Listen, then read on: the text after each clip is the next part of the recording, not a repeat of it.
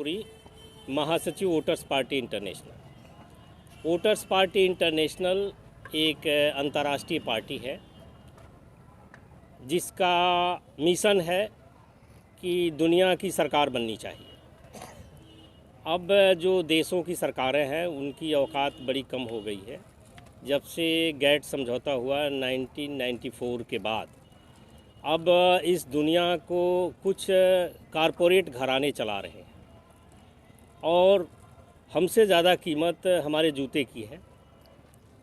जूता के लिए कोई वीज़ा पासपोर्ट की ज़रूरत नहीं है, लेकिन हम देश से बाहर जाना चाहें तो हमारे खाते में लाखों रुपया होना चाहिए। इसलिए वोटर्स पार्टी इंटरनेशनल के मुखिया विश्वात्मा भरत गांधी के प्रस्ताव को सन 2005 में 137 सांसदों ने पार्लियामेंट में रखा था। यह व्यवस्था परिवर्तन के लिए सुझाव था और लगभग 400 सांसदों का समर्थन था इस प्रस्ताव के लिए। इस प्रस्ताव का नाम था वोटरशिप, मतलब वोटरों को पैसा देने वाला कानून बनना चाहिए। इसको 137 सांसदों ने सन 2005 में पार्लियामेंट में रखा था। बहस की डेट तय हो गई थी। 6 मई 2008 को पार्लियामेंट में इस पर बहस होनी थी। रामदास अठावले ने 2 दिन पहले पार्लियामेंट में प्रेस कॉन्फ्रेंस कर दिया। हालांकि उस प्रेस कॉन्फ्रेंस को विश्वात्मा भरत गांधी ने ही संबोधित किया। प्रेस कॉन्फ्रेंस करने के बाद ये खबर पूरे मीडिया में छपी कि हिंदुस्तान के वोटरों की भाग्य को बदलने के लिए संसद में चर्चा होने जा रही है। इस खबर को देख करके पूरे कारपोरेट जगत ने ये सोचा भाई ये क्या समस्या आ गई है।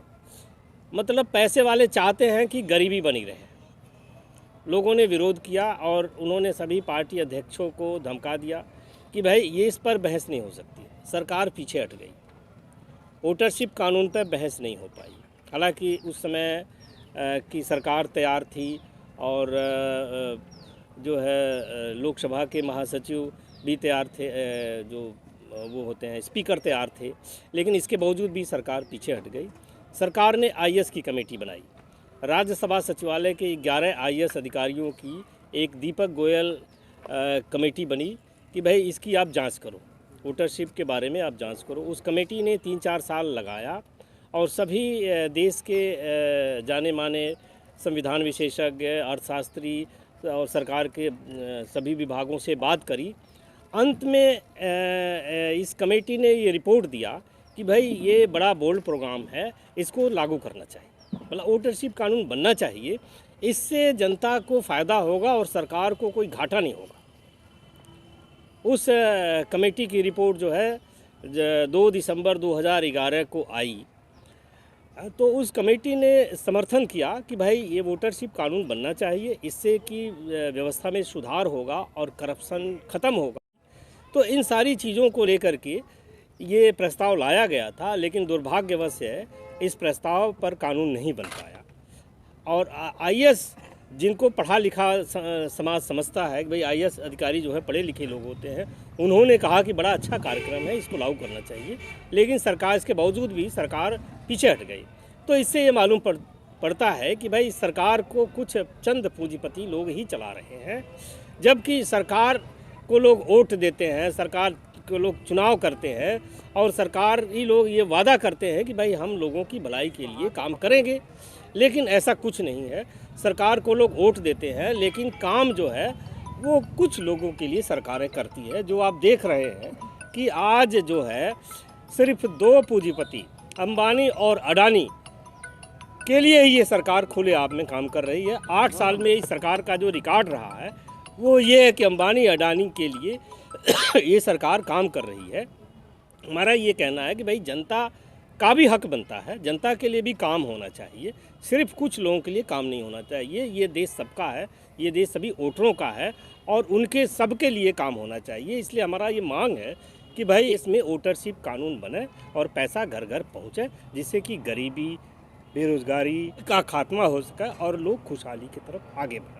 भरत गांधी नाम के व्यक्ति ने भारत के प्रधानमंत्री से 2005 में लिखित में पूछा कि भाई प्रधानमंत्री बताओ, वोटर ने वोट दिया प्रधानमंत्री की रेल फ्री, बस फ्री, हवाई जहाज फ्री, मरोगे तो कफन फ्री। आखिर ये आपका सब इंतजाम हो गया है, जिसने वोटर दिया उसको क्या दिया। तो वहाँ पर प्रधानमंत्री ने, डॉक्टर मनमोहन सिंह ने ये कहा अपने वित्त मंत्री से, वोटर मालिक है, हिसाब मांग रहा है तो हिसाब देना पड़ेगा। हिसाब दिया गया।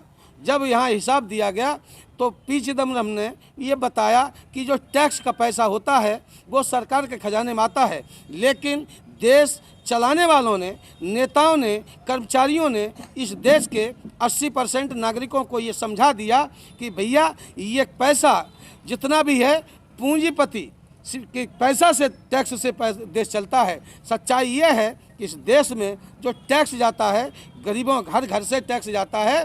बिना टैक्स दिए कोई पैदा हो नहीं सकता, बिना टैक्स दिए कोई मर नहीं सकता। उस टैक्स से पैसा इकट्ठा होता है, वो टैक्स 3 भाग में बट जाता है। एक भाग सरकार चलाने वालों को, कार्यपालिका, न्यायपालिका, विधायिका, इनको वेतन देने में चला जाता है। एक स्थायी निर्माण में चला जाता है एक हिस्सा। तीसरा हिस्सा जो बचता है उस हिस्से का नाम है जन जन का विकास। विधवा पेंशन, विकलांग पेंशन, जे पेंशन, वो पेंशन, जे छूट, वो छूट, बाढ़ राहत, सूखा राहत, सब्सिडी, डीजल की, पेट्रोल की, ये सब टोटल पैसे का जब हिसाब निकला तो एक वोटर पर दिल्ली से हर महीना 3529 रुपया, वित्त मंत्री बताते हैं, हम नहीं कहते हैं, वित्त मंत्री ने बताया कि हमें दिल्ली से इतना पैसा भेजते हैं वोटरों के पास कि 3529 रुपया।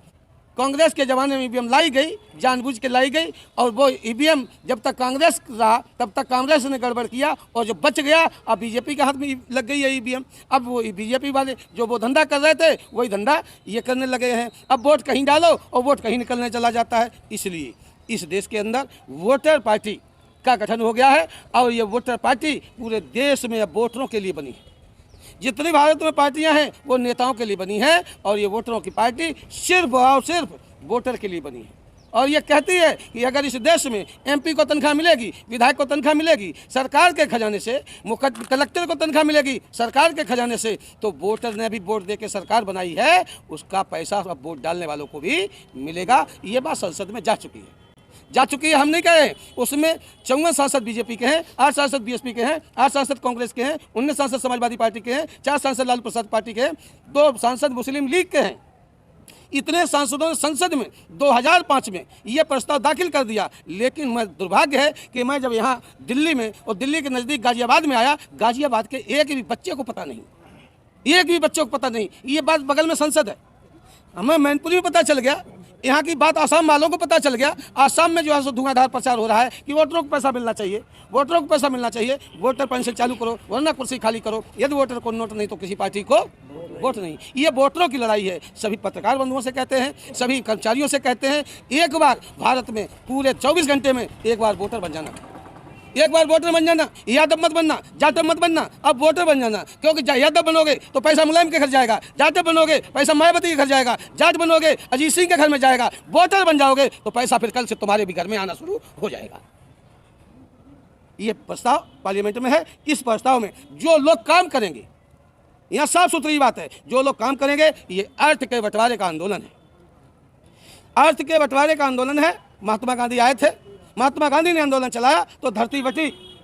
डॉक्टर BR अम्बेडकर आए, उन्होंने संविधान दिया जिसमें हमें वोट का पावर मिला। भरत गांधी आए हैं, ये नोट का, प्रत्येक वोटर को नोट का अधिकार दिलाने का काम करेंगे। और जो लोग नोट का अधिकार दिलाने का काम करेंगे उनको भी हम लोग केंद्र का 4th क्लास का कर्मचारी घोषित करेंगे। जो लोग इसमें काम करेंगे उसके लिए नोट छाप दिया है, ये IDR छप गया है, और ये IDR लोगों के पास जा रहा है। क्यों कि जिस दिन कानून बनाने का मौका मिलेगा, जैसे मोदी ने रात के 12 बजे कह दिया, रात के 12 बजे कह दिया नोट बंद, और वैसे ही रात के 12 बजे हम लोग भी कहेंगे कि अब नोट बंद की बात बंद करो।